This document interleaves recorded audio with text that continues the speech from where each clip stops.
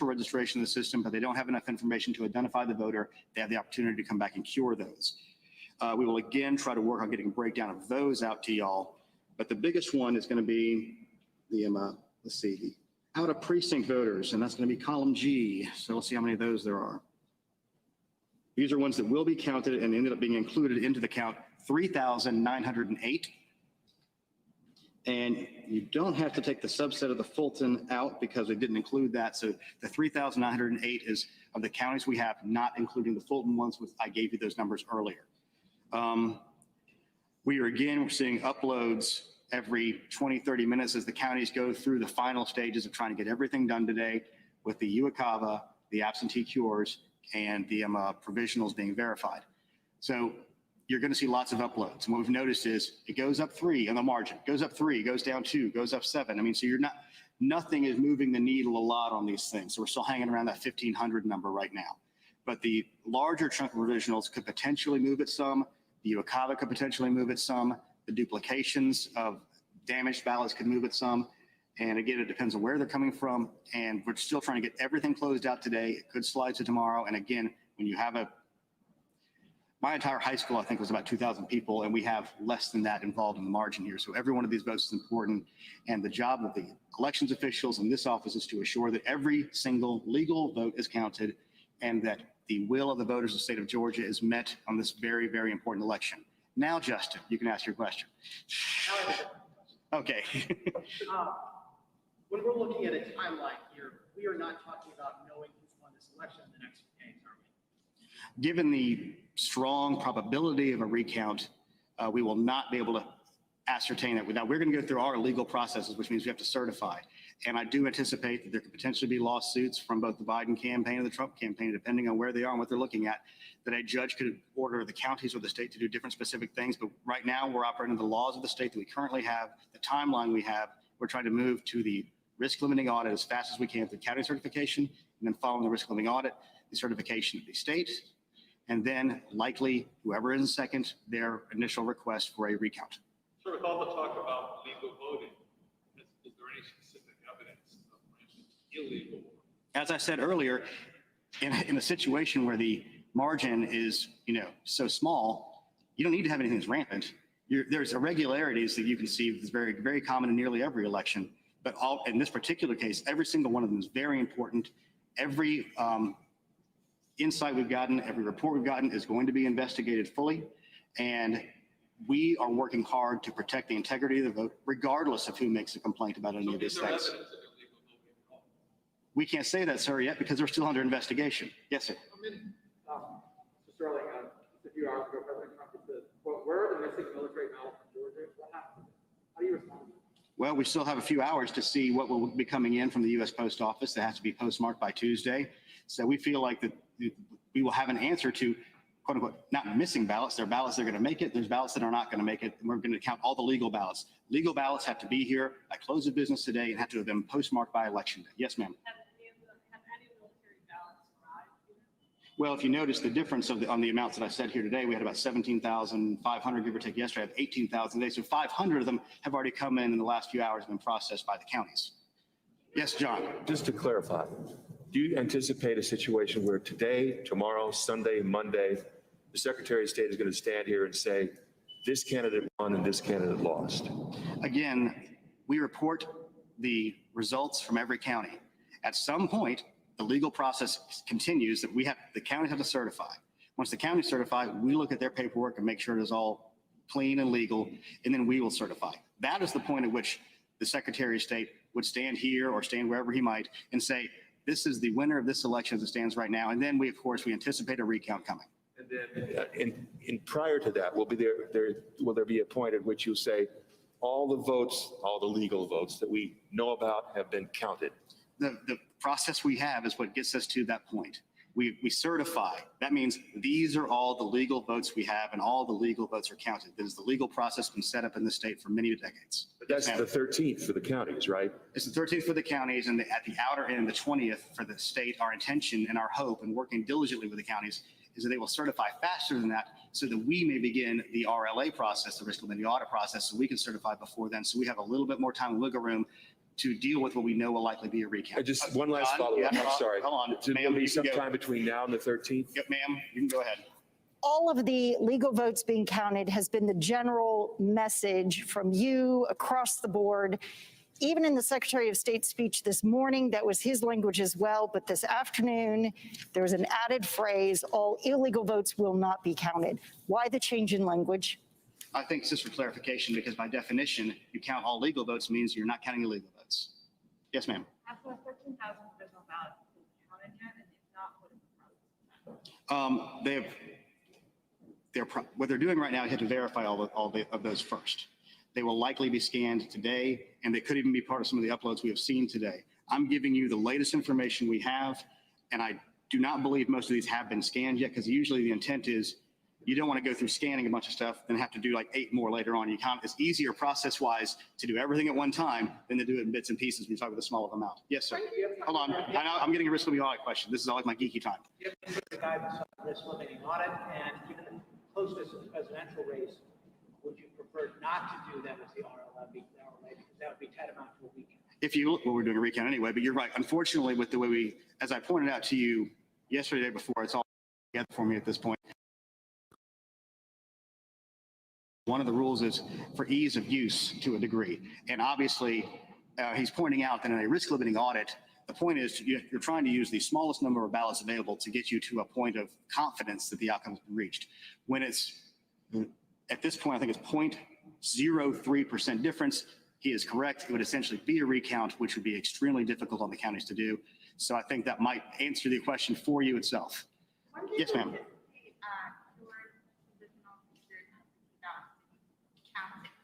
Our hope would be today. They could slip into tomorrow because, again, everybody's exhausted. It's Friday. There's a Georgia game tomorrow. It's kind of a big one. We got to focus on the really important things in this state sometimes in order to recover, to be prepared for dealing with what. Yes, ma'am.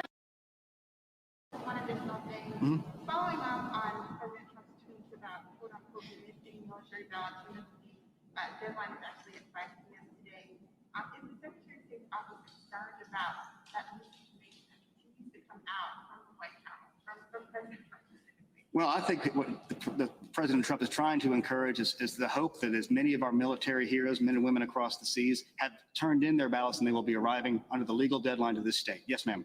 I was going to ask you about military ballots. Is this 26,000 or so a pretty typical number in Georgia? As I understand it, that's pretty normal. Yes. Yes, sir. So you said that you guys would not be. We'll come back to you in a second. Potential investigations into your irregularities. Can you tell us how many you are investigating without going into specifics? I really couldn't answer that because, frankly, I just don't know. I'll try to figure out something for you. We'll talk to Chief of Investigations. I need some water. A quick numbers question about the provisionals, 13,000 provisionals, correct? That's what I said, but it's probably correct. Let's see. And I wanted Yeah, to clarify, 13,012. are those provisional ballots that have been accepted, or you broke That's it what I was down? gonna ask. Now, this is all provisional ballots, accepted, not accepted, discard. I mean, there's, none of these have been, again, latest numbers we have.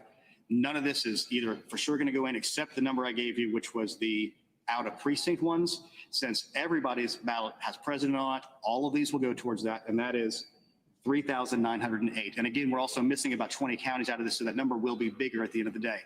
Your follow-up. So the UOCAVA ballots, do you guys have a breakdown of how many are overseas and how many are military? Do you break them down at all? They're treated the same way.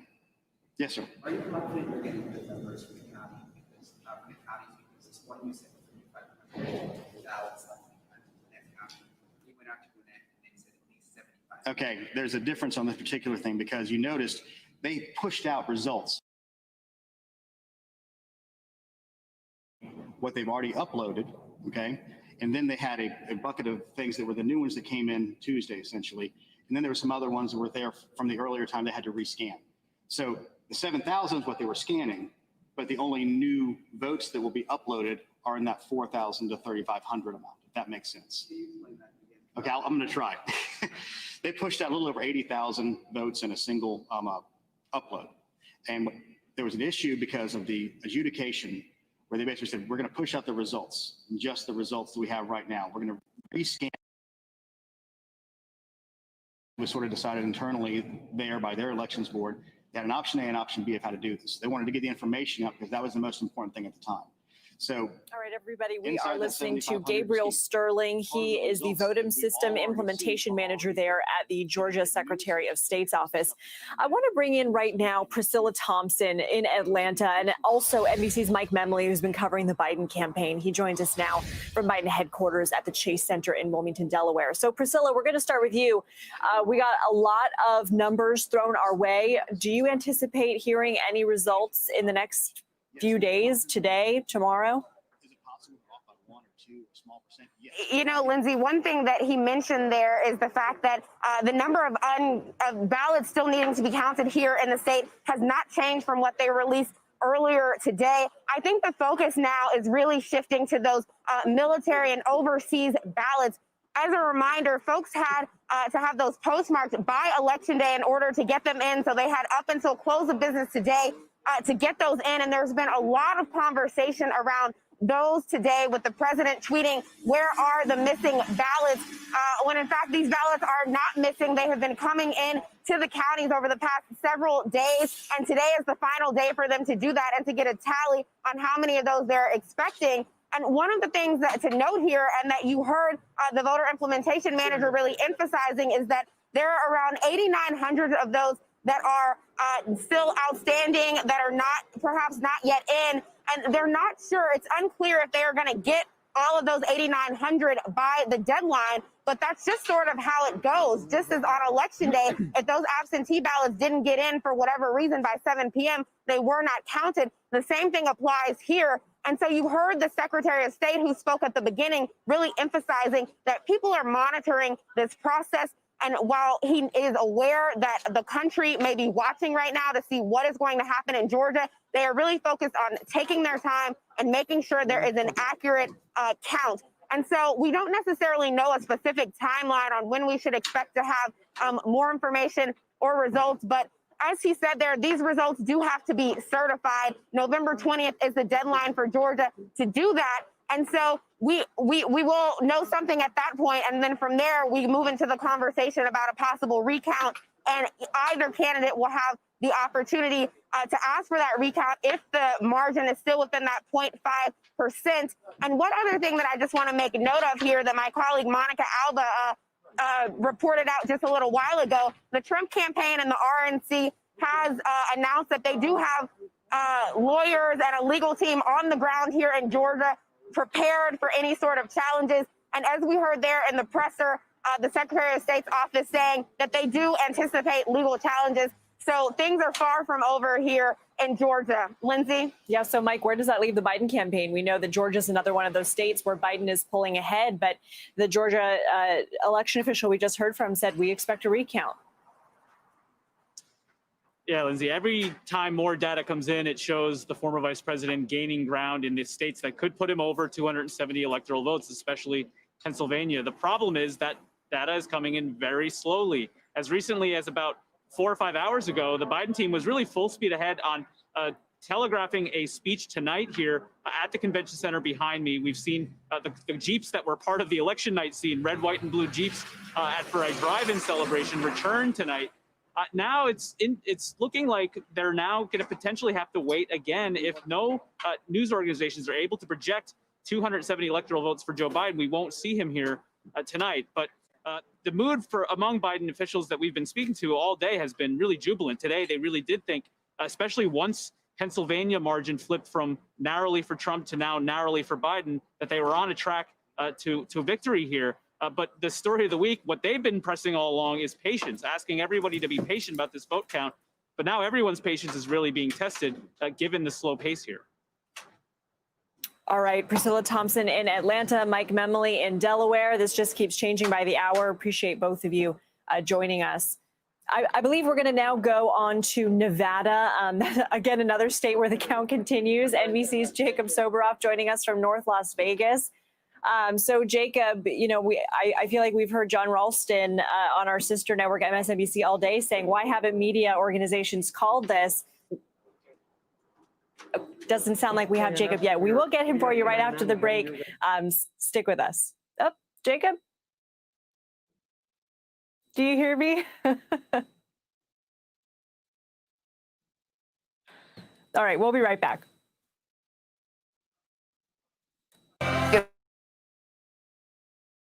Sadly, we lost Jacob there, but don't worry, it's time for Shoot from the Hip.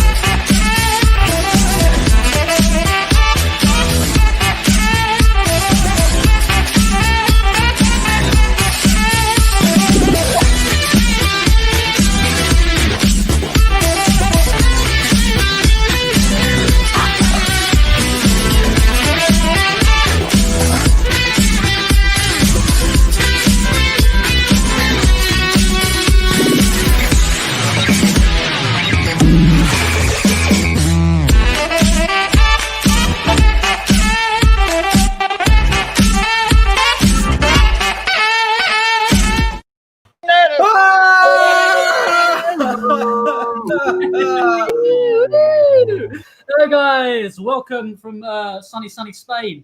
You can't tell it's sunny. It looks weirdly dark actually, but that's because it's so much later. It's an hour ahead. It's good to be back. It's good to be back here from Shoot from the Hip, no matter how sort of slow and janky this camera is. If I keep still, it looks a bit better, but at least it's in sync. I'm so excited about doing this. Shoot from the Hip, live improvised comedy stream coming at you on a Friday night. What have we got in store for you? Lots of improvised games. To kick it off, I need from you in the comments section right now somewhere where you might go to work, like a police station or a hospital or a zoo or classroom 3B of Withering Boys High School. Write it in the comments section, a place to get it in there. We'll use that in the first game. First improvised game, which is going to be starring Sam and AJ.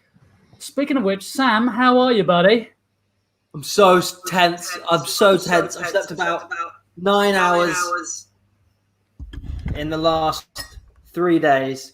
It's been horrible. I never knew how much I'd care about Pennsylvania and Georgia, but I really do care. If anyone is lucky, I had no idea what I'm talking about. I'm a bit of an American political junkie, and this has been like not when you're even doing like the good heroin. This has just been like the bath salts and the PCP, whatever you need, just get a fix. I don't think I've ever refreshed Twitter so much. I'm not. It looks good. It looks good, but I'm not sure. I'm not sure. It could go. I've got to be honest. I've got to be honest. We're here to distract people from that tonight. We're here to forget about the American election. It's all about what's happening right now on your screen. Funny stuff, improv stuff. Isn't that right, AJ? That's right. That's all I need there. Just mild support. That's all I ever need AJ for. Speaking of mild support, if you want to support the show or get involved and influence the show, you can do that by heading to our Ko-fi page. It's scrolling along the screen at the bottom here right now. And Sam's going to post the link in the comment section for me because he does that because he's a nice guy and posts it when I ask him to. The Ko-fi allows you to affect the show. You can make a donation. If you donate 20 quid, which someone already has done tonight, it's Pauline. Thank you, Pauline. 20 quid. Then we all have to do a shot of whatever beverage we have with us. Isn't that right, guys? That is right. That is right. That is correct. What beverages have we got? Tonight, I've got the old... I've got Bombay Dry Gin, not Bombay Sapphire, which is the more expensive and classy stuff. This is just plain old Bombay Gin.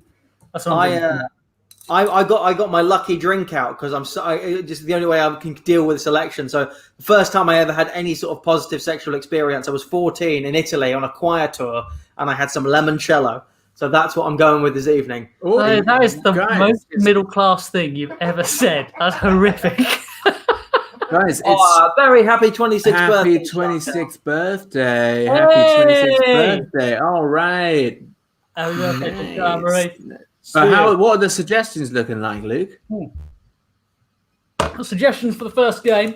We've got some good ones coming in. I'm going to tell you what the first game is, actually. The first game is called Change, and the way it works is the other two guys are going to be in the scene. They start it off, and whenever I feel like it, I yell the word change, and they have to change whatever they just did or whatever they just said. But we're going to kick it off we've got some lovely suggestions here. We've got a leisure centre, the White House, which is normally a very strong suggestion, but I want to get away from that this evening. Oh, Christ, we all need a break, don't we? Shopping centre, petrol station, guarding centre, heavy on the centres tonight. Vote centre, laundry, salon.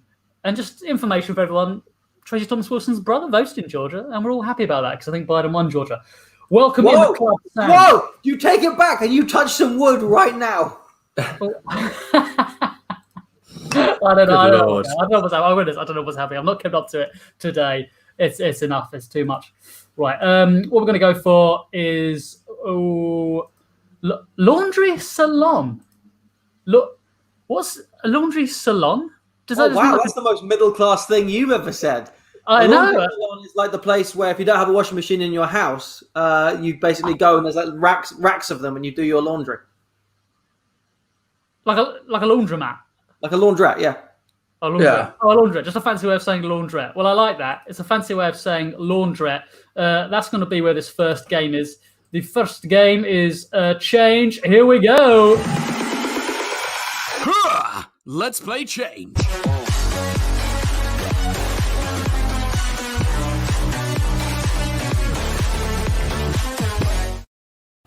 Lights. A lot of light there. Oh, Jeremy, doing some laundry. Yeah, doing some laundry. Oh God. Stressful week at work. No, I'm fine. Everything's fucking fine. Everything's Change. Everything's good. Everything's good. Change. I love my whites. I love them. Change. I'm going to put my own self into the wash.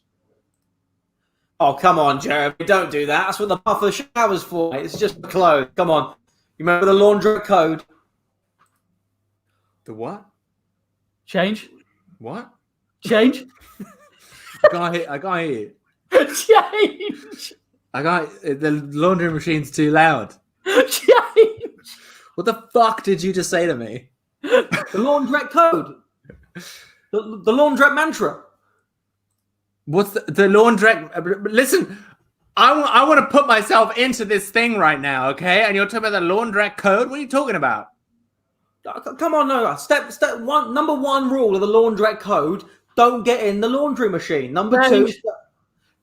Number one code of the Laundrette code: separate your lights and your darks. Change. Rule number one of the Laundrette code. Rule number two of the Laundrette code. Change. Now, there's only the 10 commandments of the Laundrette. Thou shalt honor thy father and their mother's clothes. 2. Thou shalt have no other laundrettes but me, for I am a jealous laundrette. 3. Thou shalt not take the laundrette's name in vain. 4. Thou shalt always keep the laundrette holy on Saturdays because it's the Sabbath. Number 5. Thou shalt not bear false laundry. And number 6. Do not get in the laundry machine. Number 7. Don't steal anyone else's detergent. Number 7. Always give someone else some detergent if they need some.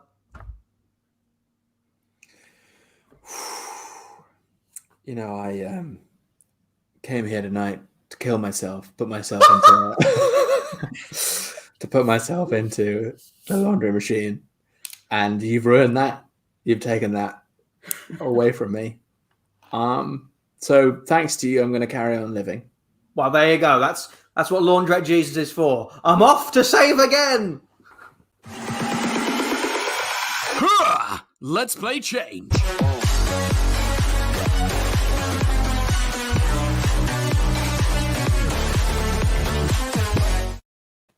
That was really nice. For 2 minutes, I wasn't thinking about Nevada. That was really nice. I enjoyed you reeling off the what you knew of what you could remember of the 10 Commandments, because that's tricky actually. To do that. Yeah, Ooh. it was very impressive. Ooh. Most impressive. Thank you. I don't think I can get to all 10. What's number 10? I don't remember what number 10 is. Always pack. Don't swim after a curry. I haven't drank. boy. I haven't jinxed to Tracy Thomas Wilson because I didn't know what I was talking about. So that's not possible. You can only jinx it if you say what you want to jinx. I'm not even sure. Sam, what are we doing next, buddy? We are going to distract ourselves with a lovely fictitious story.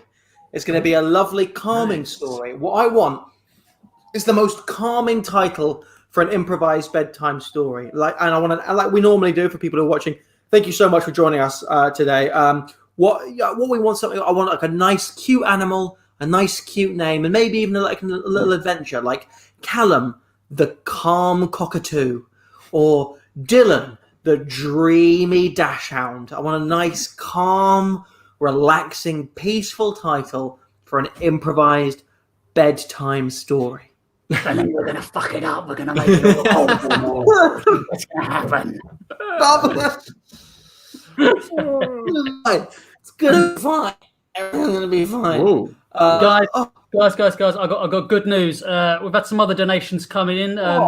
Amy has contributed to the show. She said you guys are awesome, from one comedian to 4 others. But also Tracy Thomas Wilson has brought us a shot. Thank you, Tracy Thomas Wilson. Tracy. Thank you.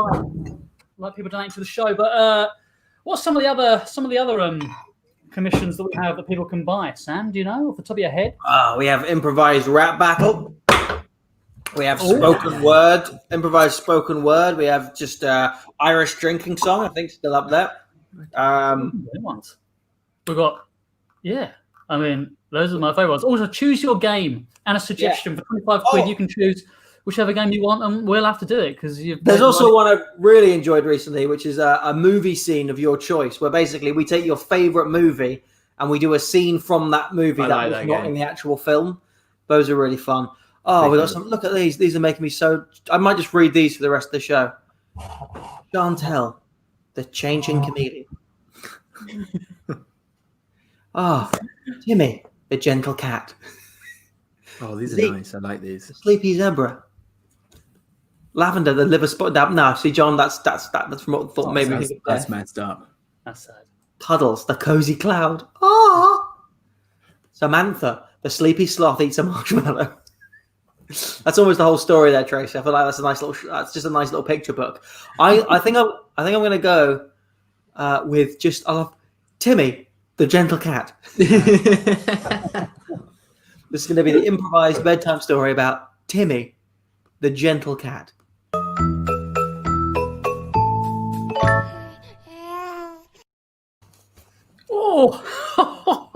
Hello, boys and girls. It's me, Arthur Time again. And I've time again for one of my stories. This one is about a very gentle cat by the name of Timmy. Now, Timmy lived in a very gentle house, all covered with a pebble dash. It wasn't fancy, but it made Timmy happy.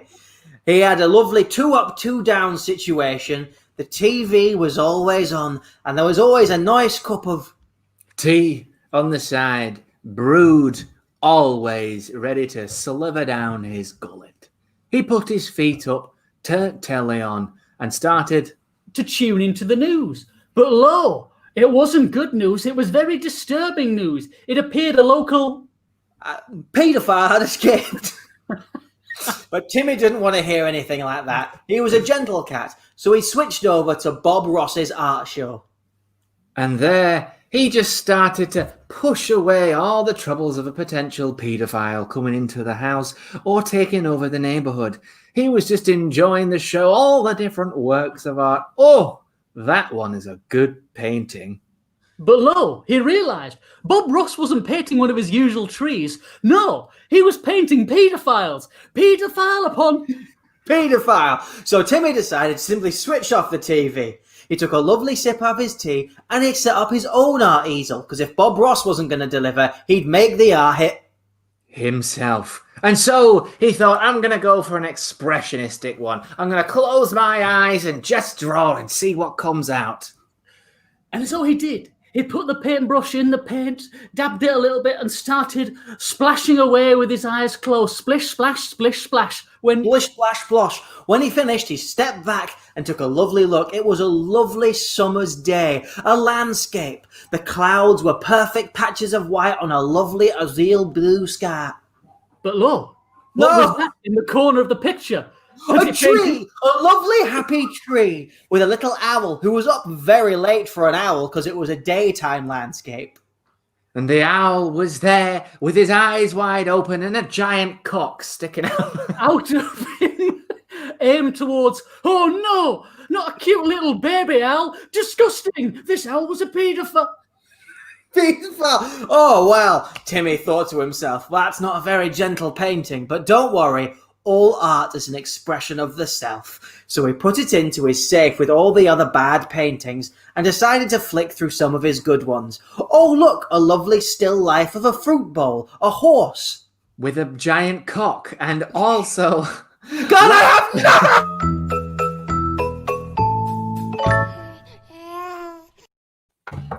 Sam, if you're gonna put a paedophile in the story by opening your big You fat gotta mouth, fucking follow through. You gotta We've all got to follow follow through through, on it. bro. You know, you lay the first train track. You can't blame yourself when the Flying Scotsman just plows through, mate. I'm very tired. The Flying Scotsman wasn't a train. It was a It was, boat. Sam. Yes, it was. It was a boat, wasn't it? No.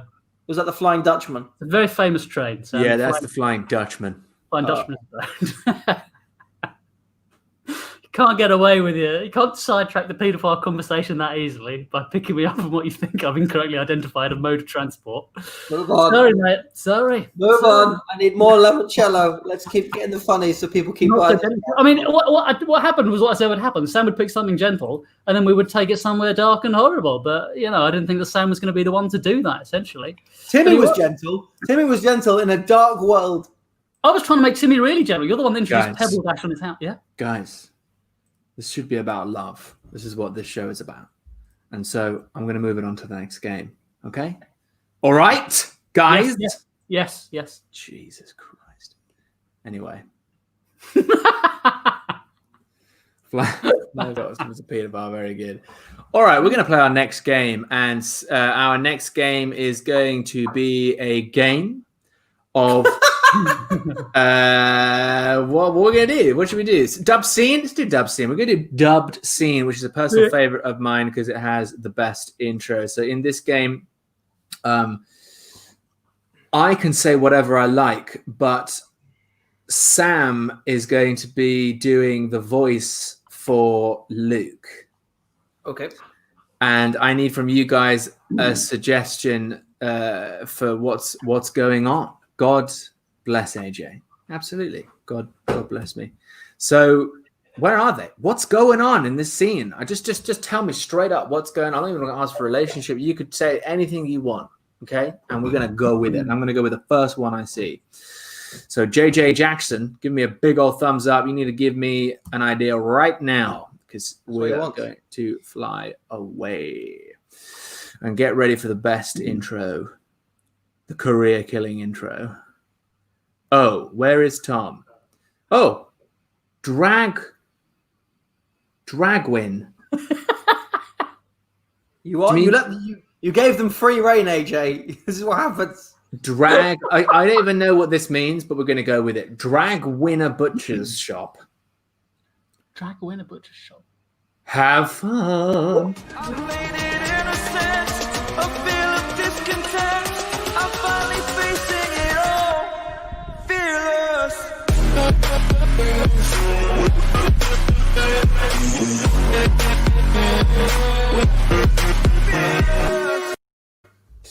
Oh, hello. You're right there, sir. Just going to be cutting off some of this meat. So if you need anything, just let me know. Yeah. Ah, yes. Hello, good sir. Would you have a sausage for me? Yes, of course. Of course, I have a sausage. What kind of sausage would you like? We've got an Indonesian sausage. We've got pork blessing. What would you like? I drag win sausage, drag win. Give me a drag win. Drag. You want a dragon sausage? No, a drag win sausage. Yes, I want a sausage made out of a winner of RuPaul's Drag Race. No. Oh, of course. I didn't realize. I thought you said dragon. I was like, that's crazy. But yes, a drag win. Someone who famously won the RuPaul's Drag Race. Great. I'll just get that for you now. We're right back. Hold on 1 minute. I would like to know about your dragon sausage, please. Do you have a dragon sausage? I want to know if you do have one. No, I don't. Because that's crazy. There's no such thing as dragons. What? What? Why? But I've seen one. I've seen a dragon myself. I used to be in Wales, but what do you mean there's no dragon? Look at my face. Look at my face. I know what a dragon looks like. You don't have to do a dragon impression for me to know what a dragon is, sir. Well, if you know what a dragon is, that looks like, then how do you know they don't exist? Ha ha! Foxed you with my logic hole. Sir, Sir, I'm going to have to ask you to leave because we're not really being aggressive, but you're just being fucking weird. We are gathered here today.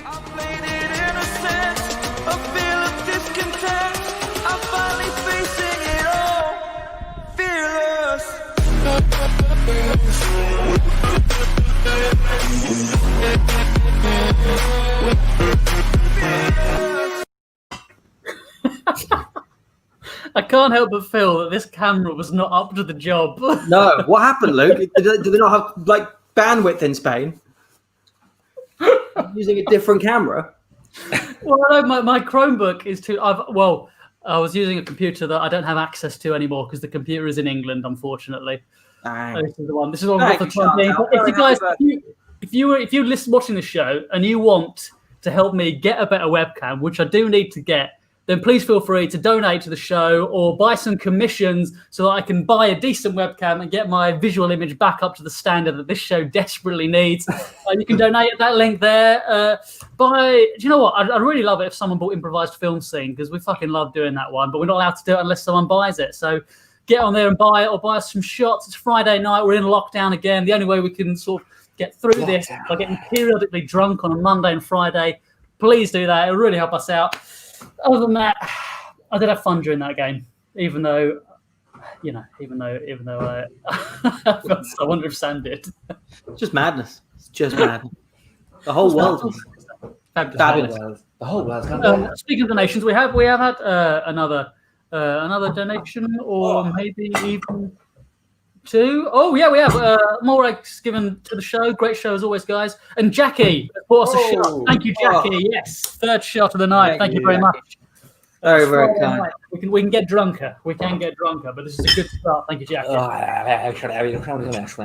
To King Henry IV. Oh boy, what's next? What's next?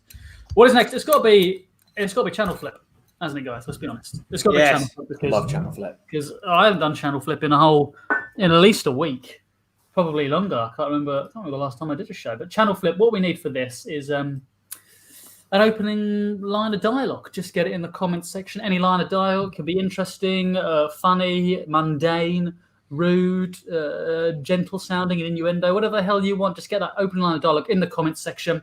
We're going to use that to kick off the first scene. And then there'll be a second scene, which will either be inspired by something in the first scene or inspired by another line of dialogue from the comments section. But get those lines of dialogue in the comments section. That is what we need. That's what we need to start this off. Other than, are there some coming in? Could you guys help me with my coffee page, please, guys? That's one for Tom, probably, because Tom normally handles the coffee page. At the moment, I'm handling it tonight, but I'm just sorting out who's donated. I don't actually know how it's set up. Got no idea. Look at that feral pigeon. What a great opening. That is great. I don't know if I'm going to use that one. There are other options. There are other options coming in. who ate the last tin of beans? No, I told you I don't like that color. That's pretty good, actually, from Chantal Anne Marie. Whose birthday was it earlier? Was it Chantal Anne Marie's birthday? Chantal. I feel like we should choose that because it is Chantal Anne Marie's birthday. Yeah. We can choose. No, I told you I don't like that color. That's going to be our opening line of dialogue for Channel Flip. Here we go.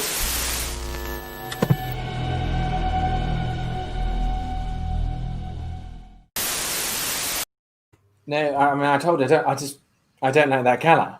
I don't know how else to make it clearer to you that I just don't like that color. Come on, you. The son only gets married once. Let me dress the way I want. Gold, it's snazzy. I'll stand out when I'm doing my speech. Father, I hate it. You look like a Batman villain or something. I can't be dealing with this. I just need you to just wear a normal suit like everyone else. Come on. I don't want you to be love the you, penguin. boy. I'm so proud of you getting married, my special boy. Who's my special boy? Get off, Dad. Dad. Knock, knock, knock, knock. It's the father of the bride. Do you like my cape? Oh my goodness, that's fantastic, James. God, for fuck's sake. Come on. I just want the two of you to wear something nice. It's going to be a nice day, and you have to mess it up and make it weird, and my darling's going to get so angry at me. We're messing it up. We're making it weird. We're the ones doing that. You're the one who said, the bride and groom have to be completely naked. Yes, but that's very avant-garde, and what you're doing is sort of just shit. And we're both fine with you avant-gardeners. We're willing to accept your different lifestyle, but I'm going to wear a gold tie, and James is going to wear his purple cape. We're old-fashioned guys. Yeah, I'm going to wear my purple cape. I wore this when my father got married. He wore it when his father got married. And now I'm wearing it with my new son-in-law. Do you see how that works? You guys, you're ruining everything for me. Please, just get your fucking kid off and stop making a Hey, fuss. shut the fuck up, okay?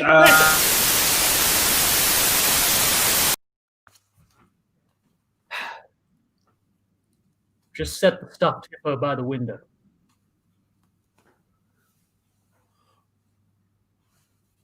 Okay, right. There it is. Just there. What else? Anything else? No, that's perfect. Now sit in the seat. Right there. Okay, just sit in the seat. Just so you know, I don't really. I'm not finished here. I'll be quiet. Now I want you to tell me I've been a very bad boy and I need to tidy my room. Right. You've been a very bad boy. No. Say it like you're my mother. Oh, jeez. You've been a very, very bad boy.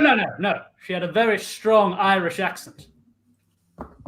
Right. Well, I haven't really done theatre in a while, but I'll have a go. I am paying you by the hour, right? Strong Irish accent. Yes, equity minimum. Equity minimum. Yeah. Oh, I didn't realize you were charging actors' rates. How interesting. Well, it appears you're really undercharging. This is not the going rate for that sort of thing. Well, I'm just saying because obviously I got this through Spotlight, and that's my agent now. Hello, darling. Darling, how's the gig going? How's it going? Are they treating you well? Yeah, it's good. It's good. The director is here now. He's very nice. I can't see any of the cameras, but I think that's the art's what they're doing. No, fantastic. I've heard a lot about him. I heard he's quite intense, but just follow the direction, and we'll be sure to be getting you that good old equity minimum. Great. How much is equity minimum again? £450 a week. So I think that for how long's he booked you for? About an hour. Okay, so that's about 12 quid. Great, really good. Hurry up! You're eating into my time. Come on. All right. So, Irish accent. Tell me to clean my room. Would you like to clean your room? Oh, sorry. I should have specified it. Northern Irish. Would you like to clean your room? Yeah, now tell me. Sorry, I'm sorry. I know I put that accent on my spotlight, but I just did it in a bit of a rush and I haven't practiced it in a while. I don't care. It was good enough. I'm enjoying it. Just keep going. Okay. Tell me. Oh, this hippo should be in the toy box. Shouldn't be by the window. Right. Just sorry. Question. Yeah. Where's my partner in the scene? Your partner's right here. It's me. Oh, so you're wow. So you're an actor director. Nope. Right.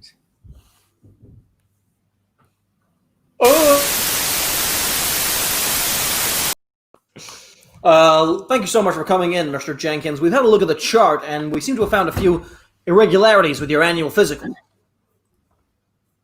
Yes. Yeah, irregularities. Well, I hope it's nothing too serious. Well, if we have a look at your stomach X-ray here, we can see. Look at that feral pigeon. That's not meant to be in there. What part of my body is that in, and where should it be? Sorry, which part of my body should it be in? That is your stomach, and it appears to contain a full feral alive pigeon, and that should just not be there at all. I didn't remember eating a feral pigeon. Okay. There's a chance that it may have been tame when you ate it, and it's now since become feral, Right. surviving in your digestive tract. Sorry, it was, when you're throwing around words like feral, I mean, you're making me think that I've been doing things that I haven't been doing. Right, with a live pigeon, it's a totally different story. It was a tame pigeon. Okay. I'm your doctor, so I'm not here to judge, but I just need to know why did you eat a live pigeon? My son told me that pigeons, he said, they're essentially rats of the sky. I said, no, because I would never eat a rat. And he said, well, you wouldn't eat a fucking pigeon, would you? And I said, watch me. Okay. We're also going to get you a CAT scan. I am all set up, Luke. It's just I would like people to follow me. You know, that's all that I'm saying. If we have been following you, man. We're all about the band. We all love it. You know, we're all like, yeah, Alexander, lead singer, he's fucking great. I was just singing last night, and I swear that Jeff was like making a joke at me, and I just didn't feel like supported. He wasn't making a joke about you. What was he saying? A joke involving you. You know, you were in and around the punchline, but I don't think you were the punchline. What was the punchline? Something about. Well, I mean, you know, something about not hitting notes, not hitting notes, hitting more people, hitting people in fights better than you hit notes.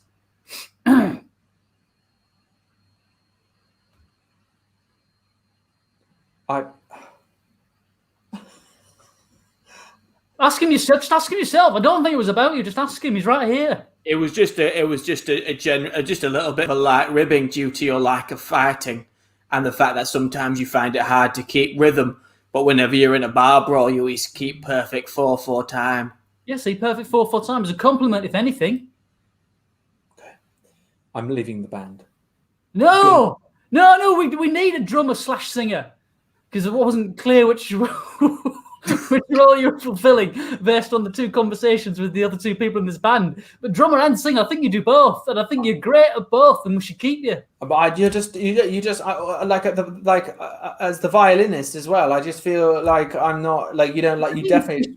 You're spreading yourself too thin, frankly. You know, drummer, singer, violinist, keyboard player, Peruvian nose flautist. It's ridiculous. You can't be 5 things at once. You're like that guy. You're like that guy from Mary Poppins. Yeah. What's his name? Bert Baccarat. Yeah. Bert Baccarat in Mary Poppins. No, not Bert Baccarat. That's the famous singer-songwriter. No, he means Bert. Dick Van Dyke plays Burt a guy Reynolds. called Bert. No, not Burt Reynolds. Not what? No. Right now, look, you're going to be drummer and singer. That's it from now on. Okay, you put the other instruments down. Okay, just the vocals. And then just drumsticks in your hands, not a violin and a flute, and then 2 feet going at the drums. It's just got to be just trim it down, lad. Right? Nobody can do this. Stop having fights. What? Also, stop having fights. No, the fight's essential to the band, man. Fight's essential to the band. I can't be having that. No, we're not having no fights. You fucking come here and say it to my face, you little cunt. Whoa! I'm out of the band. I'm leaving the band. I'm taking my snare drum. I'm taking my vuvuzela. I'm taking my accordion. I'm taking my monkey or grinder, and I'm going home. That's my monkey organ grinder. Give it Time back. for me to take on the vuvuzela as well.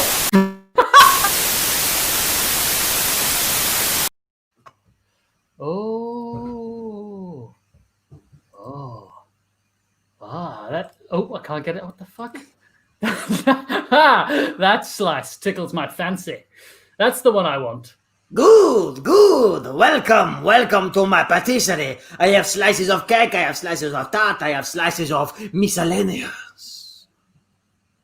I do love a French patisserie with an authentic French person behind the counter, which is what you seem to be. I am authentically French. I have many fine patisseries. I've got this little cock. Are you Paul? Are you Paul who owns all the patisseries in London? That's right. I am Paul's patisserie man. I make the buns. I make the tarts. I make the tart au citron. I make the citron espace. I make the Renault Clio. I am Paul. I can't believe I'm really meeting Paul. Paul of French patisserie in London fame. Well, there's so many patisseries called Paul. And I always thought a ridiculous name for a French shop. Paul. It's pronounced in France. It's pronounced Paul. But over here, everyone just calls it Paul. Paul, yes. Paul. Well, I'd like a famous Paul slice, please. Don't eat my little French fancy. No, I didn't want a French fancy. I wanted a Paul slice, please. Oh, here you go, a Paul slice. You know, you can have yourself another little Paul slice. If you'd like to give me your number. 2 for 1, is it? No, I was trying to say you could give me your number and I could come, we could go on a little date and I can give you my special Paul slice. Oh my. Paul of Pauls of London is coming on to me. Yes, this is your lucky day. Excuse me. Can I buy something here? Yes. My name's Pret a Manger.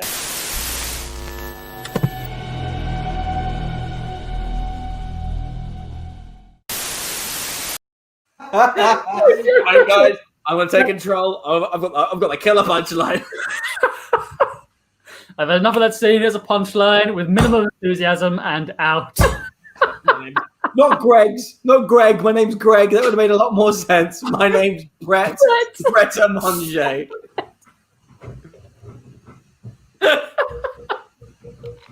Ah, dear. Oh, There you go. He's a ridiculous guy. I love him, mate. I love him. I'm so hot. Holy shit. I'm quite warm as well, actually.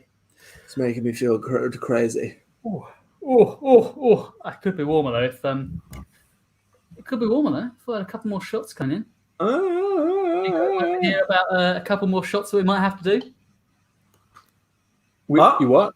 Would you like to hear about a couple more shots that we have to do? Oh, right, yes. Yeah, sorry, I didn't understand what you were We saying. need someone to buy them first. We need someone to buy them first. So get in the comment section. Put Kofi in the comment section, Sam, because we need some shots. I did. I put it on to buy a Paul slice. Buy a Paul slice. Buy us a lovely slice of Paul, please. A lovely Paul slice. That's what we need. Guys, next game. I enjoyed that. I enjoyed a bit of the channel flip. But Sam, your choice. Yeah. For the game, fella.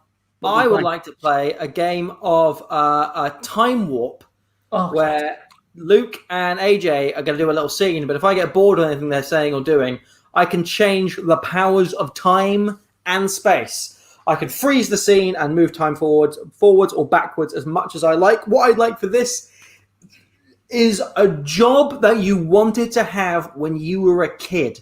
Get in the comment section and give us a job that you wanted to have when you were a kid. AJ, what do you want to be when you were a kid? A Power Ranger. Sorry, I'm hot. He gets he from me. Then moments later, He gets he from me. I meant it. I'm hot. He gets he from me. Lovely. Luke, what did you want to be when you were a kid? When I was a kid, scientist, specifically Doc Brown from the Back to the Future series. Fantastic. Disgraced scientist. Yes. Chantel, as a kid, wanted to be a nightclub owner. That's a very grown-up job for a kid. I like it. Nicole, astronaut. Oh, Nicole Sharp, lovely to see you here. Sophie's here. A fairy. That's very nice. Again, I like these. These are good kids' jobs. John, a vicar. Now that is surprising from some of your comments. Well, maybe not. What I know about vicars. Firefighter from Tracy. I can see that, Tracy. You've got a sensible head on your shoulders. I trust you in a crisis. Cowboy fluffer, which I think is something that is not PG-13. Scary clown. I don't want to be a clown. I want to be a scary clown. Archaeologist. He's always frightened of Diesel. Were you always frightened of Diesel? Diesel. Oh, the train from Thomas the Tank Engine. There was a scary train called Diesel. That's what I remember. Okay, right. Well, I compare this. AJ, I want you to go and find us a picture of Diesel so we can put him up for everyone to see. We're going to get through this together. What he looks like. Just Google it and pop it up. Diesel from Thomas the Tank Engine. I want to see this Diesel. Luke, I'm thinking scary clown or fairy. What do you got? What do you like? I'll be honest, Sam. Neither of those. So let's go with scary clown. Wow. No, I'm joking. I do like scary clown. That's my. I'm going to go with scary clown. It's going to be a scene with a stimulus. Scary clown. AJ is going to find us a picture of Diesel. Hold on. Am I putting that in the scene or is that later? I just want to see it. Hold on. Jeez. You just Google Diesel Thomas Tank Engine. I'm trying. All right. I'm trying. We'll see if we get it there. We don't have an intro for this one yet. Oh, Jesus Christ. Oh, he is scary, isn't he? Oh, you mean business? He's not in the other picture. In some of these other pictures, though, he's not as scary like that. There's one that is just one where he looks like he's done the one next to it. Go back. No, I don't want to buy it. No, go back. I can't. Zoom out. The one next to it to the right looks like to left. Oh my God. No, fuck it. Never mind. If you can't click it to the left, that. Wait.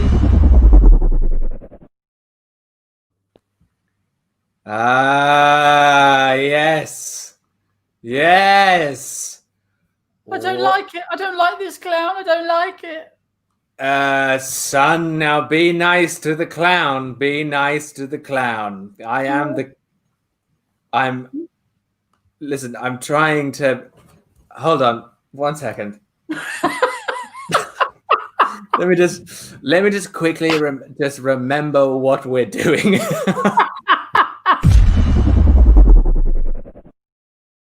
Wow. Perfect. There we go. Time Warp. The best game of Time Warp you have ever seen. You were doing like, give me a fucking picture of this guy Diesel. So I was like thinking about Diesel and I was in a scene and I was like, wait, what? What's happening? All right.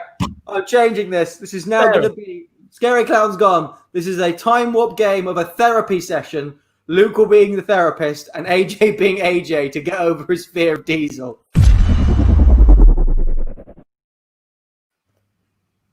So, how old were you when you first remember watching an episode of Thomas the Tank Engine?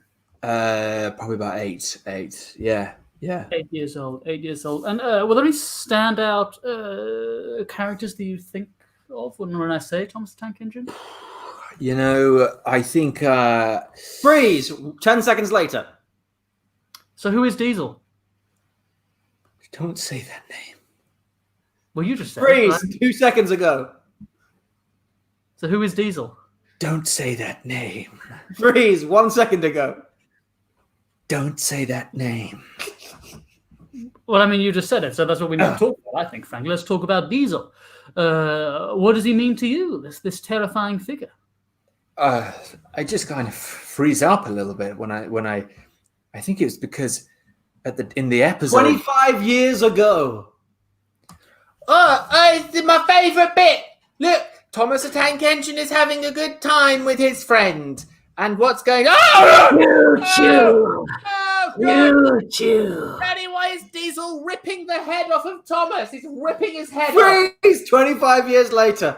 was a weird episode. I don't know why that happened, but he rips his head off and drenches himself in the blood of Thomas the Tank Engine, and then shoots everyone. It's a weird episode.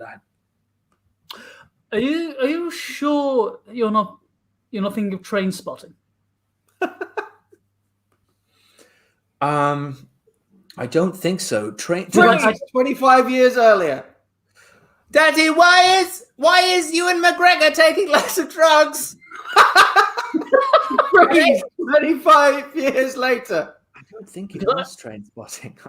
I don't remember Ewan McGregor being in Thomas the Tank Engine. I know Ringo Starr did the voices for the narrator, but I don't remember Ewan McGregor. But he would have been probably Freeze! 60 years ago. Thomas the Tank Engine was having a really great. Oh fuck! Where is it? Freeze! 60 years later. I remember episodes where Ringo Starr would get so drunk he would think he was from Newcastle, and he would deliver the narration in a Geordie accent, despite being from Liverpool. But I don't remember Ewan McGregor being in any episodes, and I feel that your father may have played you episodes of Train Spotting, either to punish you, or because he'd recorded over your VCRs of Thomas the Tank Engine. No, I remember it was in a DVD box at the time, and I would, with a big picture of Thomas on the front, and he was just there with a huge bong of crack cocaine, and it was. I mean, it sounds to me like the DVDs have been mixed up in the box. I've got to be honest with you. Right. So I think we need to unpack this. We need to unpack this, and go into why you think your father did this to you. Freeze! 1 hour later. That's a realization. That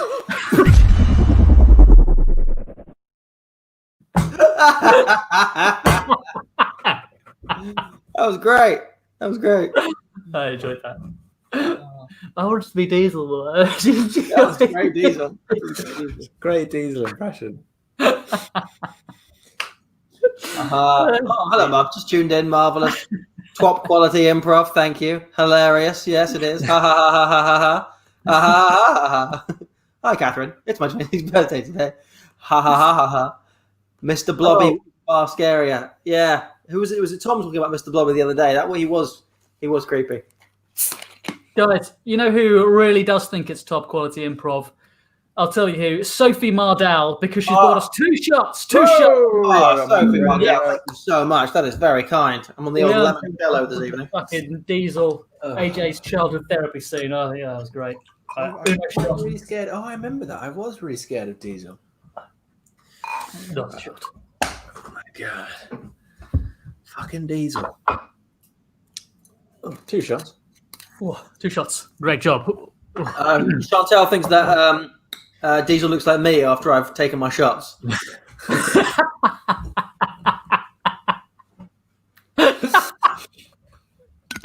There's one there in the middle, right next to the big picture, that definitely looks like Sam. Shots. This one? No. Next to the big picture, in the middle. Yeah, that one. No. It doesn't matter. I don't know how this works. How are you guys doing this? Who's this guy? That's the one. That looks like that. Who's that? That looks a bit like my mum. Oh. Right, guys. My mum, whenever she's about to say something on PC and she knows it, I wind my sister up. Anyone in the comment section know what was the name of this one? Because that one is pretty scary. He is. But guys, what's the next game that we're playing? No, Luke. I think we should carry on looking at trains from Thomas the Tank Engine. We got a new podcast, which is going through terrifying children's TV characters from the past. We'll bring a new one each week. That looks like a crazy person. Who? Oh, you're not looking at it on my screen? Oh. That is terrifying. That's the equivalent of the the dog from the meme, "This is fine." That's that expression. Oh yeah, this is fine. Everything's on fire. He's just sitting there like. Phil's come in with his podcast idea, which is the who drove the boat in Rosie and Jim. He was scary. Don't know. This improv show is going off the rails, though. Anyway, Anyway, that happens. We have not enough shots, or too many. I can't remember. Oh, Right, a lot. next game, guys. Well, I haven't played games in ages, so what games have we got? What can you surprise me with? We could do the debate show. Ooh. Yes. Okay, I'll compare this one.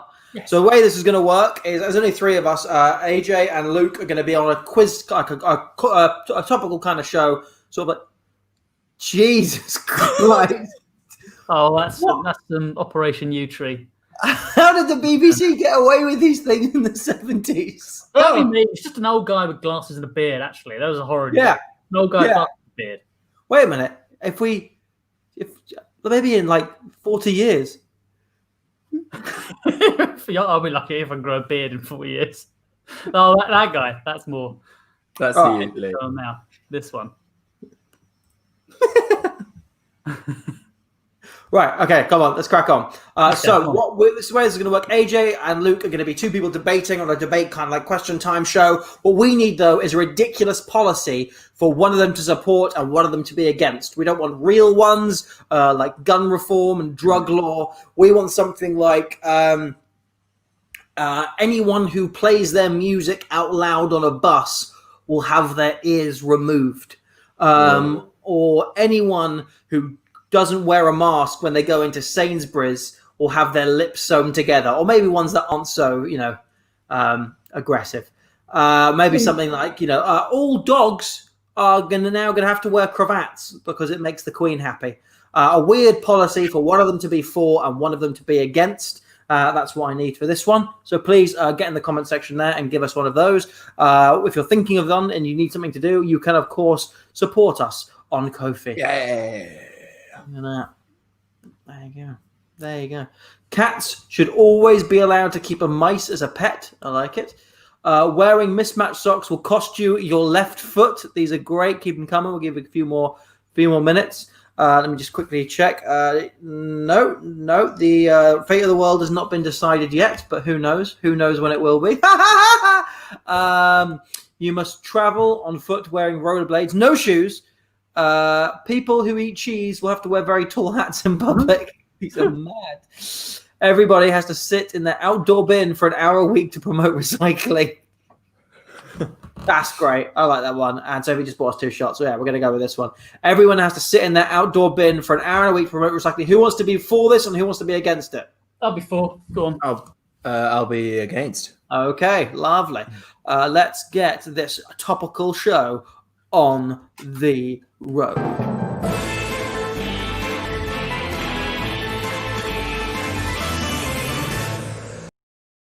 Hello and welcome to Question Everything, the show where we question absolutely everything that's going on in the UK. And of course, the new policy that's come out is everyone has to sit in their outdoor bin for an hour a week to promote recycling. Or we have someone within the studio for the motion. Please introduce yourself to our studio audience. Hello, boys and girls. It's me, Billy Tallywackle.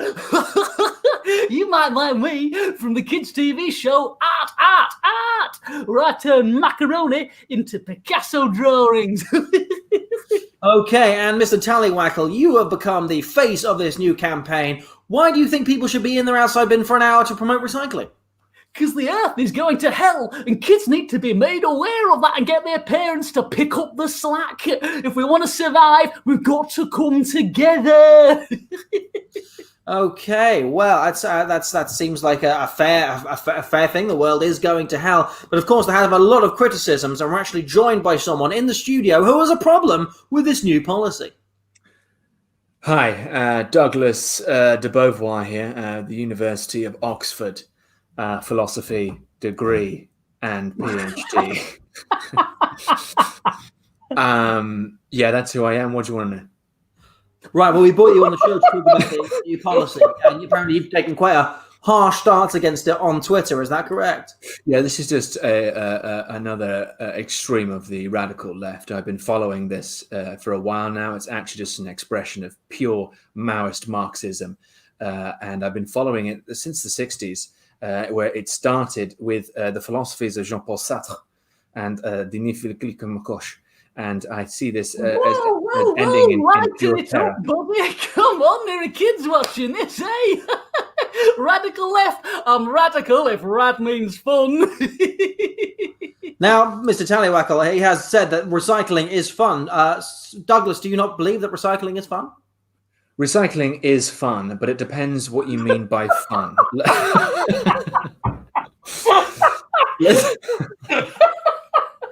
Right. Let me. What is your definition of fun? And if recycling is fun, shouldn't we be promoting it by having everyone spend an hour in their outdoor bins so people remember to recycle? I think that's a very simplistic way of looking at it. If we actually look at the etymology of the word fun, it actually originally comes from the Latin funagi, which meant to kill and rip off the Etymology? socks. I hope you're not eating my ologies. So kids, what you have to remember to do is to separate your metals from your plastics. Separate your metals from your plastics. Mr. Tallywackle, I don't think anyone's having a problem with the recycling. It's just that why would it help to have us be in our bins for an hour? How is that going to promote recycling? Oh, how else are you going to remember where the recycling has to go?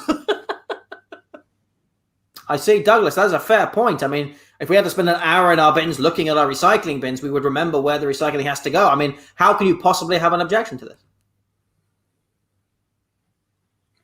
Where does it end? It starts off, let me finish. It starts off with getting in the bins, and then you have to put your whole family in the bins. And then what do you have to do next? Put your dog in the bin, take a shit in the bin. What's next? Where does this end? Well, there you go, Billy. Do you understand what I'm saying? Where does it? Well, it ends with a nice, clean, green earth and a happy family that know they're contributing to a system that's going to look after themselves. Now, what I do want to say, one final thing I think is really important is that we all look past the fact that my name is Tallywackle. And I think that's really great. That's really responsible of us all that we've looked past that fact.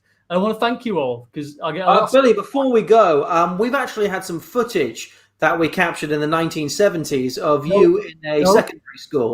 We'd like you to comment on this. No, absolutely not. No.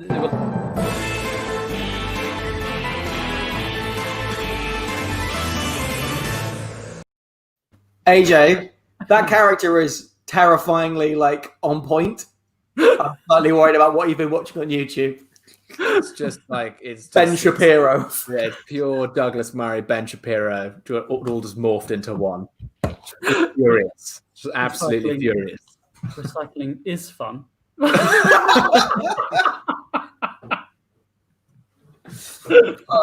Guys, recycling is fun. If you want to help us recycle, because none of us can afford a recycling bin, just donate to our Ko-fi link that's going down here below. I'll post in the comments.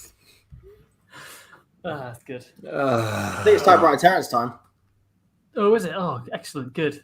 One of you guys be Typewriter Terrence because I want to enjoy being in this. Lovely. Well, AJ's going to host it because I just hosted the last one. So fantastic. Off you go. Time for Typewriter Terrence. And Typewriter Terrence, we're going to tell you a story, and it's going to be a great story. And Sam is going to be Typewriter Terrence. Right now, he's going to be getting into his Typewriter Terrence. I thought you were going to be Typewriter Terrence. Well, if he's going to be it, why did you throw the camera to him? He needs to get dressed. Fair enough. I'll be Typewriter Terrence then. So, fucking hell. Anyway, so I need from you guys a title of a story. I want it to be the first thing that comes into your head. It could be The Giant Caterpillar, something like that. Or Paintings Not Painted by You, or something like that. Give me something that's going to inspire us. This title for this story is going to inspire us for this story. And Luke is going, and all of us, we're going to get in real deep, and we're going to get into these characters, and we're going to flex our storytelling muscles. So, the story will be called The Blood Red Moon of the Devil. It's going to get dark. It's going to get scary. This might be a horror tale or a romantic comedy or a French New Wave film. Who knows? Either way, the story is The Blood Red Moon of the Devil. Ladies and gentlemen, please give it up now for typewriter tax. Some consider him to be the greatest novelist that the world has ever seen, with over 500 Booker Prize award-winning books. Ladies and gentlemen, typewriter Terrence. Wow, really getting chilly out there. Hi.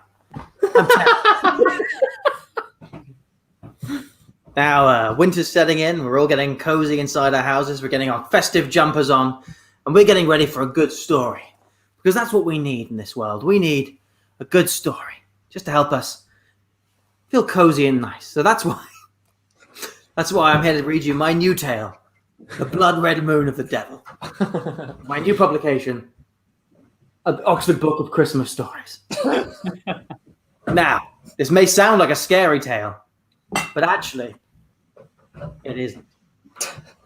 This starts in a lovely small village in Oxfordshire, where a young boy is getting ready, compiling his Christmas list for Father Christmas.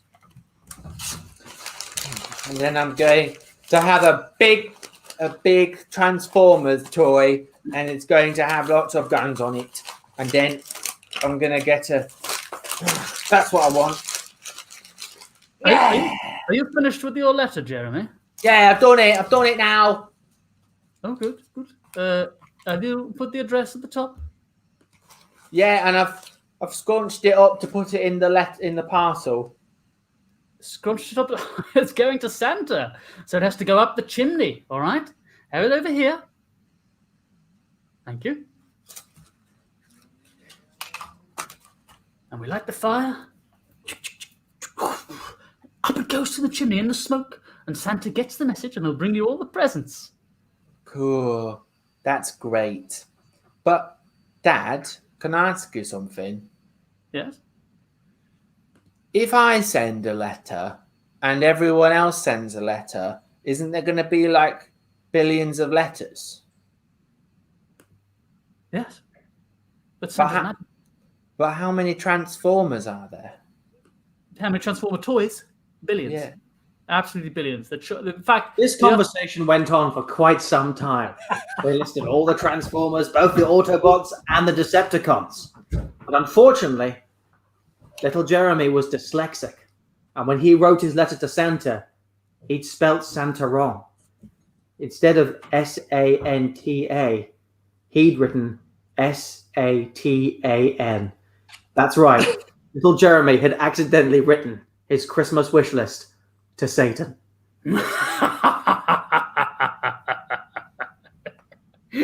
So, the little boy wants I'll send him Transformers. I'll send him a Decepticon, all right. It's gonna go right down his fucking chimney. And it's gonna come and say, what is it, the Decepticons? I've watched the first Transformer film, so I'm a little bit hazy. I think the Decepticons are the baddies, is that the Autobots? No, Decepticons, because that sounds like that's the baddies. This conversation went on for quite some time, just Satan talking to himself. But he was going to do it. He was going to fulfill the little boy's wish. He was going to bring him a Decepticon that were the baddies. It was Christmas Eve, and Jeremy was just getting ready for Christmas Day. Daddy, can I open my presents now? Can I open my presents now? No, it's only Christmas Eve. You got to wait until Christmas Day. All right, so just go to bed. Go to bed already. Come on now. Come on. Go to bed. Jeremy's dad really wanted him to go to bed so he could go on his line and watch Pornhub. Daddy needs to do his daddy time. You know? I told you about daddies in the office, and you have to knock before you come in, and don't ever open the door. Don't ever open the door when daddy's doing daddy time. Okay, I won't. What about Mummy and her mummy time? Mummy was having mummy time with Simon, a nice rich banker who lived in Cheltenham. I told you Mummy's in Cheltenham, doing mummy time in Cheltenham. That's right. Sorry, not Chelsea. Cheltenham. Sorry, it's a flat in Chelsea or Cheltenham. I don't know, probably both. What I really. Anyway, it's time for bed. Okay, I'll sing you a Christmas song. Sing me a Christmas song. Jingle bells, you're going to bed. Put your head down to sleep. Snore, snore, snore, snore, snore. Oh, jingle bells, jingle bells. Jeremy slowly went to sleep, whilst Jeremy's dad went into the work office / cupboard under the stairs and Googled his favorite search term. Tiny, really tiny, super tiny horses.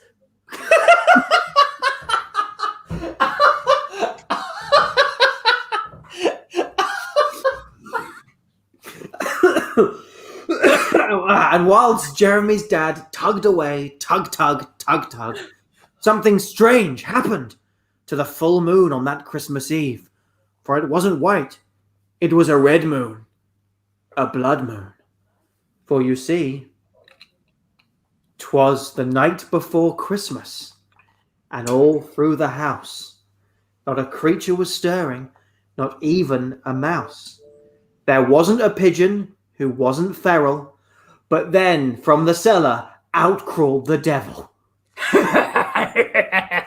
It's me, Satan, and I've got a little present for the boy who lives here.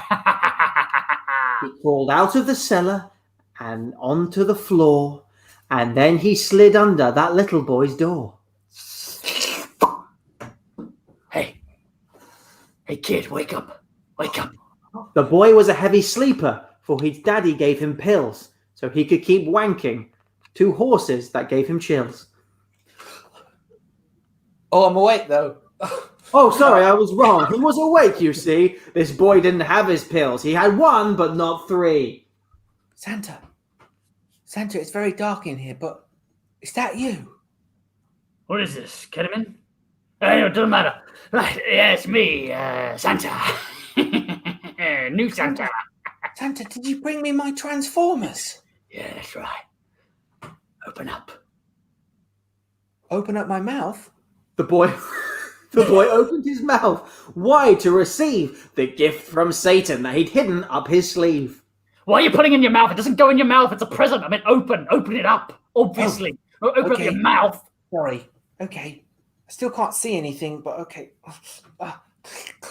The little boy was worried that this might be a con, but he removed the wrapper to find a brand new Decepticon.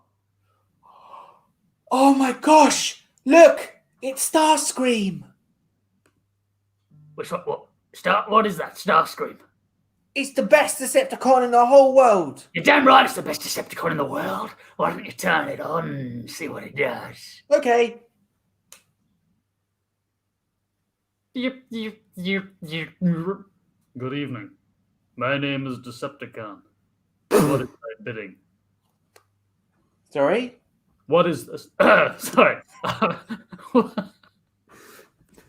The toy wasn't working. It seemed to be bust. The devil was trying to hide this. It was a must. For you see, for the boy to receive this little toy, he would have to give him something which wouldn't bring him joy.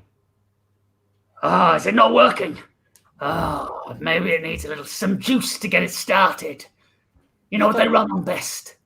What? Souls. So, like soles of your feet? Don't be stupid, boy. Jeremy was worried. He didn't know what was going on.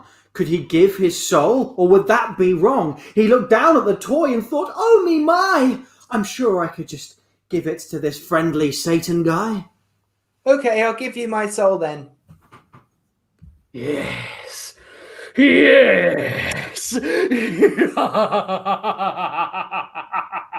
The blood moon ranged in the sky so bright, the lightning struck and gave the little boy a fright. What's going on? But his dad ran upstairs, cock still in his hand, wondering what was going on and ruining his evening plan. Jesus Christ! What's going on? Where the hell are you? Get out of it! Get out of my kid's bedroom! The devil had possessed the little boy, you see. It was time for a fight between the daddy and he. Daddy, it's making my head turn out. Who's making your head turn? Who's What has he done to you? He's taken out my soul. Who? I did. It was who did it? I did.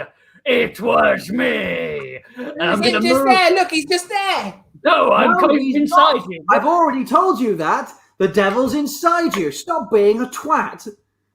He's It's inside of me. me. Yes. I'm gonna move my mouth now in sync with my voice. Unlimited power. Just takes a little while to get started, that's all. Sometimes the body I inhabit is a bit dense and doesn't know what's going on.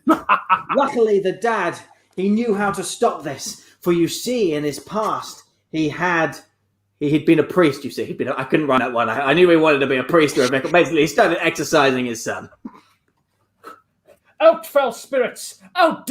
Be gone from this house of worship! You absolute piece of shit! Get moving! Get moving! Get out! No! I'm gonna stay. I like it here. I've got weird art behind me, and I can put my finger in my mouth. I love it. Look at this. Oh no! And then Jesus said to the disciples, "You will have not what ye have not given unto the other bearers, and give thee the most that thou art given, and thou shalt be with those that are not without." And thus, the dad, he was really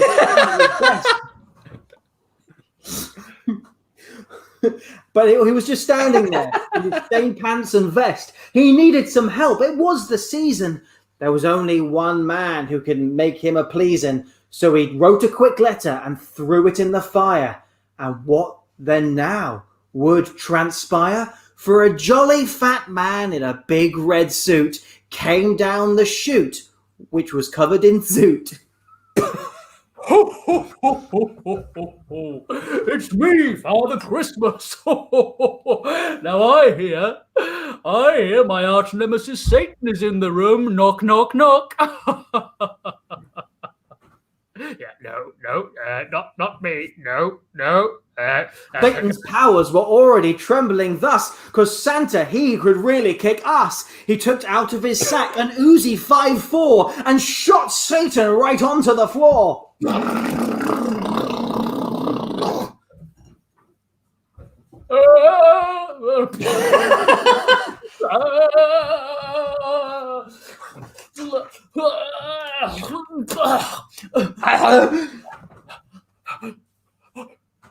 got me. You got me, Santa. You finally got me. Santa? Yeah. Is that man gonna die now? It's not a man. It's an evil spirit. But Santa, it's Christmas, and everybody deserves a gift, a second chance. He's got hooves for feet. Look at them. Don't discriminate. The little boy was honest. Santa thought it was a joke, but it was 2020, so the little boy was incredibly woke. They all gathered round the beast and the dad, Father Christmas, the boy, and the Decepticon had a lovely turkey dinner. It was all just such fun. Then the dad went back into his office and pulled off. Some consider him to be the greatest novelist that the world has ever seen, with over 500 Booker Prize award-winning books. Ladies and gentlemen, typewriter Terrence. Woo! I just wanted to cut you off just right before your final rhyme. Brilliant. Tiny, little tiny horse. Wow, thank you very much. Thank you. Dear. Brilliant. That was fantastic. Bizarre but hilarious. Exactly, it was. Excellent. I like it when Sam does a rhyming. When Sam forces a rhyming game upon us, that's great. Especially when he does it all himself. That's even more fun. I love that. Good old Sam. Whew. What a great. Guys, if that's the first Christmas special you've watched this year, it's going to be a weird Christmas 2020, especially for us, because we can't afford presents for our loved ones. So if you want to help us not get rejected by our family, please click on the Ko-fi link below, donate all that you can, so we can make sure that we can buy something nice for our family or for ourselves, like electricity and food. That is good. Aaron and Gabe have donated to the show. So thank you to Aaron and Gabe. Thank you very much, guys. Thank you, Aaron and Gabe. Thank you. All the way from Australia, I believe. Thank you very much, Aaron and Gabe. Indeed.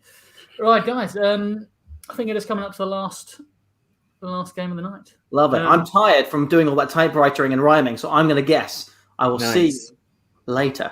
Great. Excellent. Good. AJ, do you want to be the boss or do you want to do the verbal clues? I can do the clues. Sure, I'll be the boss then. Excellent. Good. Right. So Sam is late for work and he needs to guess a bunch of things. He needs to guess why he was late for work, how he eventually got to work, and what his job is. So first things first, why was he late for work? I don't want a normal reason like traffic on the M25 or explosive diarrhea. I need something bizarre and weird like eagles came down from the sky and told him to sort his life out. Or maybe he tried on a pair of glasses that transported him to J.K. Rowling's basement. Why was he late for work? Get your suggestions in the comments section. Whilst you're doing that, I'm also going to post this Ko-fi link in the comments section. You know what? Because I want people to donate. Even while you're giving suggestions, keep donating, influence the show. So get your things in the comment section as well. Why was he late for work? That's what we need. Abstract reasons why he was late for work. I want to get some coming in. And I'm going to start reading them out as soon as they start coming in. We've got some coming in now. Good. Bedbugs carried his bed to Scotland with him in it. Quite nice. I like that one actually. It's good. I like that he was on a mission with Ninja Turtles. This one is far too true of Sam. He couldn't stop watching the US election. I love what I said. This was far too true of Sam. I flashed this one up briefly by accident. He discovered his feet were on backwards. Sam can't dance very well. So yeah, I like that one. Crocodiles were attacking the Pentagon. Bedbugs carried his bed to Scotland with him in it. I actually quite like that one. AJ, you're going to be miming for this, I realised, because I can't. When I said verbal clues, I actually meant miming. And it's I knew that you meant that, so it's all good. Okay, great. So AJ's going to be miming these clues. He's going to be miming that one. Bedbugs carried his bed to Scotland with him in it. AJ, write that in the messenger chat so that I don't forget it, please. Put that, whack that up on the screen one more time. Oh, Bedbugs carried his bed to Scotland with him in it. The next thing we need is, of course, how did he eventually get to work? What was his mode of transport? Again, not a real mode of transport like an aeroplane or a magic carpet. I need something weird and abstract like broken promises between a mother and son. Or he got to work on the time that David Hasselhoff brought down the Berlin Wall single-handedly, which is my understanding of how that happened. What's his mode of transport? A mode of transport, something bizarre, possibly abstract. He travelled on the fires of hell. It's a strong one from Chantal and Marie, riding on the back of a scaly beast, an as yet undefined scaly beast, on the fart of a magical dragon from Pip Joel. I like that one. On a candle wick. Riding in Santa's sleigh, being pulled by chihuahuas. I like the spelling of sleigh there as well. Not the conventional S-E-L-E-I-G-H, but one implying that Santa is on a murderous rampage. Sleigh, pulled by chihuahuas. Parachute made out of politicians' promises. Oh, AJ, there's so many to choose from here, I've got to be honest. We did a lot of Santa already in that last one, so I'm going to get on a paddleboard of sourdough. You spelled it soft off. Sourdough? You mean sourdough? Soft off. Soft off. He definitely means sourdough. I'm 99% sure he means sourdough. On a paddleboard of sourdough. AJ, I don't know if you can mind that. We're going to go with parachutes made out of politicians' promises. Okay. Parachute made out of politicians' promises. AJ, write that in the messenger so I can remember it. Parachute made out of politicians' promises. And then the last thing that we need is what is his actual job? What is the job that he does? Again, not a real job like a gynecologist or a taxi driver or a zoologist or a parking meter person. I need something that's not a real job. Like he personally lick cleans the arsehole of Prince Charles. Or his job is he assembles nightmares for chickens. Whoa. That's what I need. A job that's not a real job, but it's something fanciful and weird like that. A kipper filleter is possibly a real job for someone. He knits the eyebrows of worried people. That's good, because you have a knitted brow. I like that. Good play on words there, Victoria. Allowing that. Mills squid for the ink to fill magic pens. Strong option from Nicole Sharp. He organises the vents for the Queen of England. The vents? Like the air vents? Or did you mean events? I don't know. He puts the sparkle into sparkle. All of it, the entirety of the sparkle, not just the spark, just the whole thing, really. A psychic reader of cow bones. I mean, that's quite fun, actually. That's good. Knitting. Where's it gone? Knitting the tears of children into London taxis. You know what? A psychic reader of cow bones. Yeah, he's a psychic reader, and what he uses to do that is the ancient medium art of using cow bones. That's his job. Okay, AJ, write that one down. A psychic reader of cow bones. So AJ's going to be miming these clues for Sam throughout, and if he needs them, I can provide some verbal clues. But he's got to guess these three things. AJ, tell us again, what are they? He's late for work because he is late for work because bed bugs carried his bed to Scotland with him in it. Excellent. What's his mode of transport? Parachute made out of politicians' promises. Very, very good. And lastly, his actual job is? It's a psychic reader of cow bones. Psychic reader of cow bones. Excellent stuff. So we're going to start the game in just a moment. Got to bring Sam back in, though. Here he comes. Hello, Sam. Hey, hello, Sam. Hello. Hey, good to have you back. So, you ready? Yeah, I think we're all ready. You all ready, buddy? Feedback. There's a bit of feedback there. Is that us or Sam? Is that me? I think that's you. Oh, Hello? it's gone now. Cool. Hello? Yeah, it's fine. Guessing game. Here we go.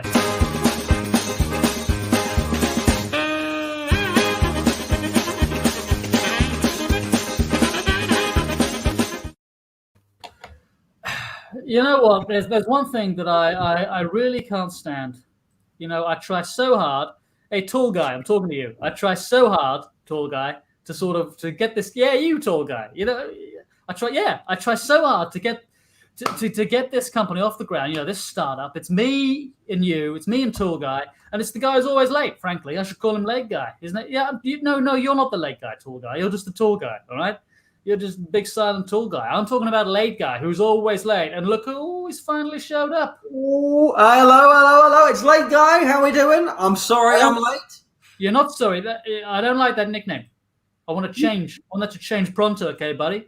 You gave me that nickname. You gave tall guy and late guy. So it's a sarcastic nickname. What don't you understand about this? You shouldn't have it. It was insulting. How is it? But tall guy is tall. Yeah, but he can't help that, so that's why it's funny. But late guy, I called you that because I don't want you to be late. So I was pointing out how bad it is that you're late, but you haven't understood. Wait. When you hear why I am late this time, you are going to be like, that's an amazing story. I'm glad you were late just so I can experience that story. Well, I want to hear it. Tell me why is it you were late? Why were you late? I was asleep. That's how it starts. I was asleep on my bed. Right. On my bed. And, there was a tiny monster. Was a tiny monster. A tiny monster? What are you talking about? What are you talking about? Tiny monster? An insect, a bed bug. Right. Or just one? No, there were loads of bed bugs in my bed. Okay, but that shouldn't just bed bugs in a bed shouldn't stop you. What happened? They lifted me up like a king and paraded me around the street. Well, what did they lift up? Sorry. They lifted up my bed. Right. What did they do? Lifted my bed up whilst I was in it, and then just took me out. Well, there's got to be more to that. If the bed bugs just take you out, you could just jump off. What else happened?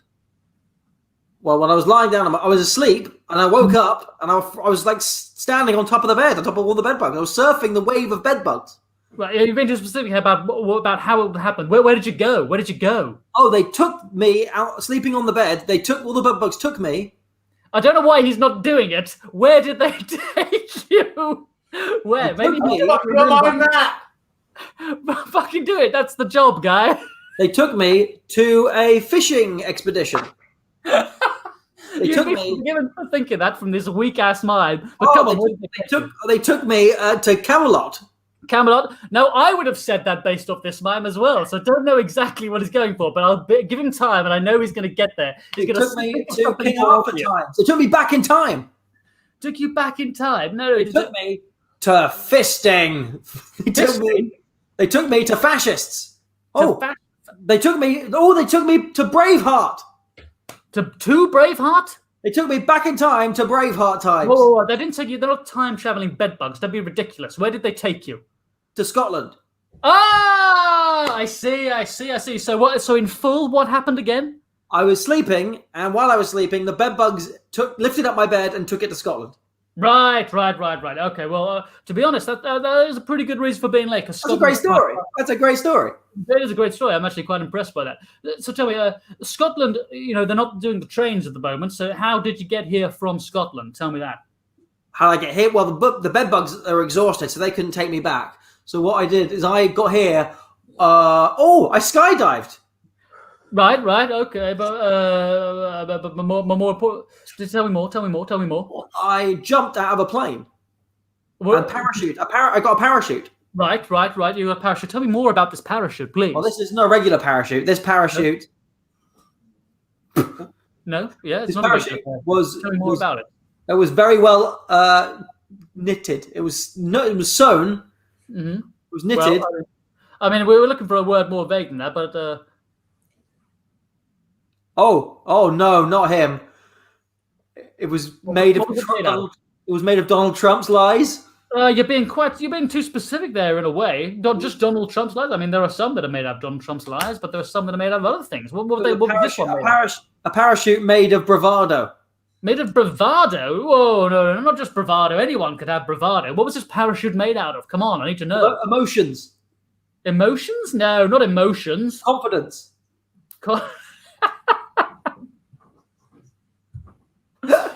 Sorry. I'm getting a bit distracted here. So I just had an email come in, and my daughter is graduating sixth form, and she's in charge of organising the sort of end of year prom, and I'm really annoyed because a lot of the kids, they must be doing it as a joke, but a load of them have asked to make it an ISIS themed prom. What?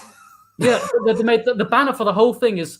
The email is it's a load of emails in this chain. Each one just says prom ISIS, just prom ISIS, prom ISIS, prom ISIS, prom ISIS, over and over and over. It's really infuriating. I don't know why I've been tagged in this conversation. I've got to get rid of it. That sounds like your daughter sounds weird. I got here though on a parachute made of promises. Anyone's promises? Donald Trump's promises. Well, not just Donald Trump. Come on. Who else's promises? An evil ventriloquist, an evil puppeteer.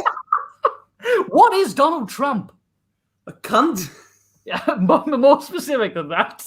A liar.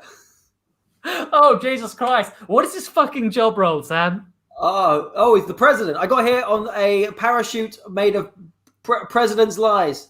Well, it might not just be the president. It could be some other people related in that field. What is the president? He is a... politician? Yeah. Oh, okay. So what was the parachute made out of? Politicians' lies. Prom ISIS. Prom ISIS. Oh, what? The promises of politicians. Oh, right. Yes. I see. Well, to be honest, that is a pretty popular mode of transport nowadays. But you've been late again this week. So I've changed your job role. I hope you saw it in the email that I sent you. Did you get the email that I said explaining what the new job role was? Unfortunately, I didn't check it because I was too busy on the parachute. I was no signal. So I got to work on... No, you don't work on. I need to know what your job role is. What my job is what I do is I stroke balls. Oh, I'm mystical. I'm a mystical man. Don't talk about your private life. Tell me about what you do as a job. I'm a mystical man. I use the power of my mind. Well, can't be more specific than that. Come on. People come and talk to me, and I'm the leader of the X-Men. The leader of the X-Men? You're not the leader. You're not that great. Jesus Christ! Come on. I'm a telepath. Yeah, the leader of the X-Men. At best, you would be a sidekick. At best, you'd be a sidekick. At best. Well, so, as you know, I'm a psychic. Specifically, though, what kind of psychic? I am a horse psychic. I'm a psychic for an animal. I'm an animal psychic. Well, I mean, animals. It involves animals. Which animals? A cow. Okay, right. So you're a psychic and you're involved with cows somehow. Cow psychic. What I do is I make predictions using the bones of cows. So say that exact sentence again. Say that again. I make psychic predictions using the bones of cows. Hey! Woo!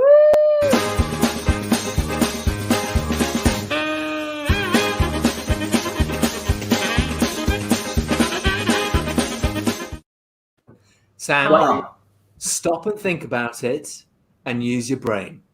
Okay? Thanks, Chantal. Happy birthday. Happy birthday. It's slowly bullied by people. Guys, that was a really fun one. This game's really hard from the guessing position. It looks really easy from the audience. Yeah. Come on, use your brain. Fucking idiot. And I often don't do it for like a long stretch of time because I'm normally miming. And when I do it, I'm really like, what? The Scotland one. The Scotland mime was so weird.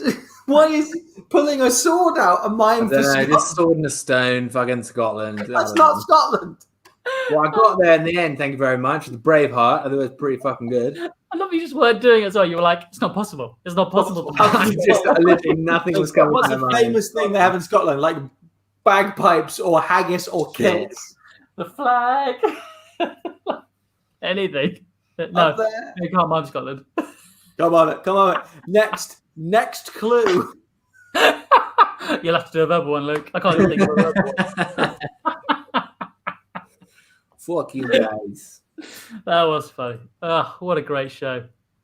Thank you so much, guys. Please, we'll be back on Monday when we know what the state of the world is. I'm going to go back and watch 3 more days of American news coverage. So please go here, donate to the show. It allows us to keep going. We will be here for the rest of lockdown until we're allowed back on live stages. Please like and subscribe, whatever platform you're watching this. Please share your friends. Tell them that we're here every Monday and every Friday. But apart from that, guys, all I have to say is good night. Good night, guys. Woo!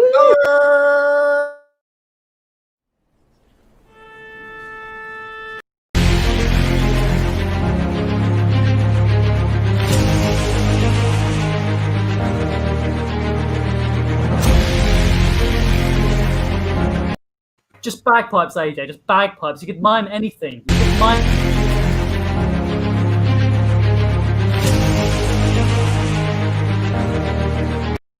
I shouldn't have to do a verbal clue about haggis, AJ. I shouldn't have to do.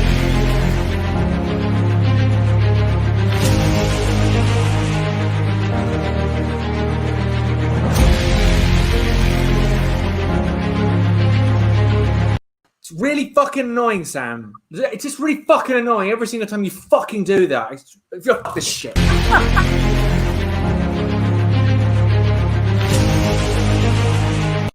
I'm not doing the show again. I'm not. Trump won. It's just bullshit. Bullshit.